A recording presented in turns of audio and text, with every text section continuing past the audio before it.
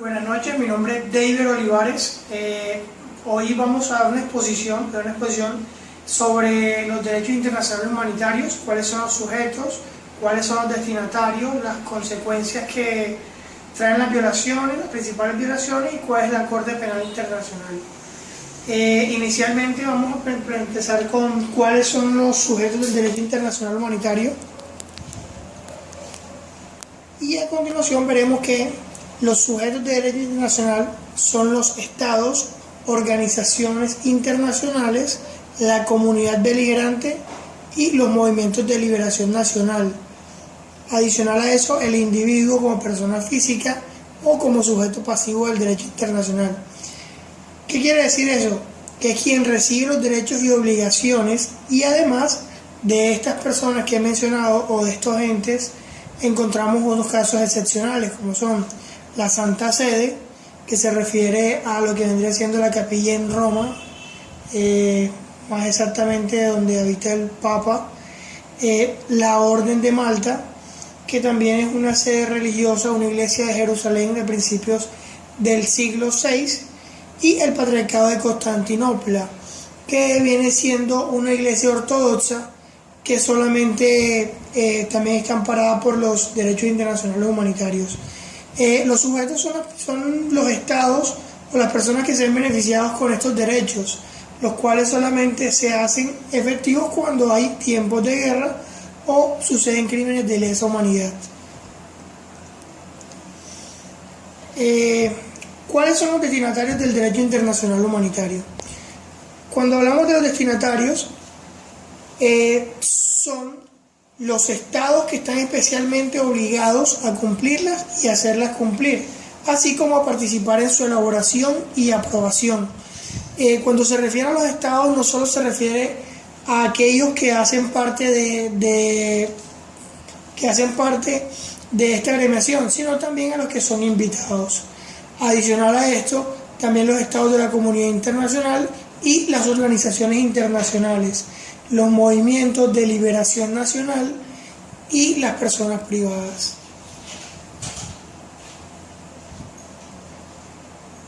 Las consecuencias de la violación del derecho internacional humanitario. Cuando hablamos de las consecuencias, nos encontramos con que existen diversos tipos de sanciones.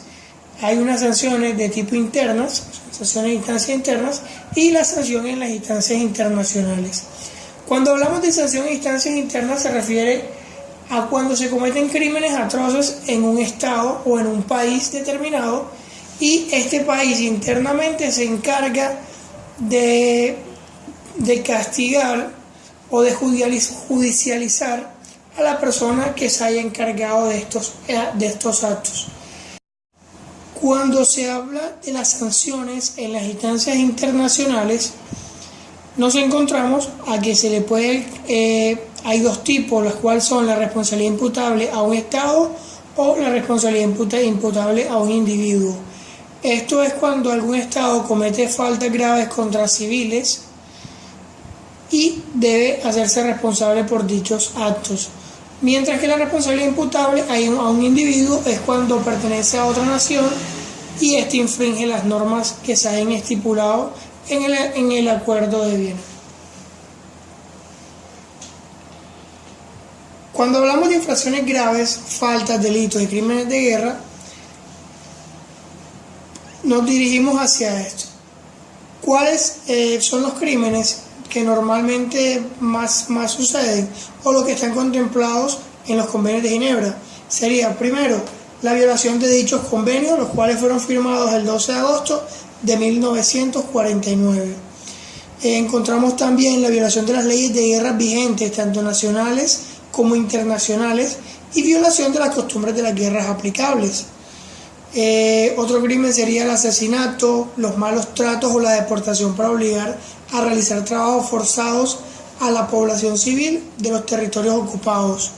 También encontramos lo que sería el asesinato o los maltratos de los prisioneros de guerra o de náufragos, la toma y ejecución de rehenes, el pillaje de bienes públicos o privados, la destrucción sin motivo de ciudades y pueblos, la devastación que no se justifique por la necesidad militar.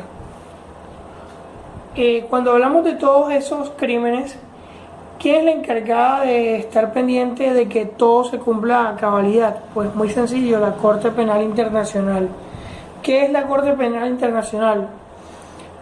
Llamada en ocasiones Tribunal Penal Internacional, es un tribunal de justicia internacional permanente cuya misión es juzgar a las personas acusadas de cometer crímenes de genocidio, de guerra, de agresión y de lesa humanidad. Esta tiene su sede en la ciudad de Haia, en los Países Bajos.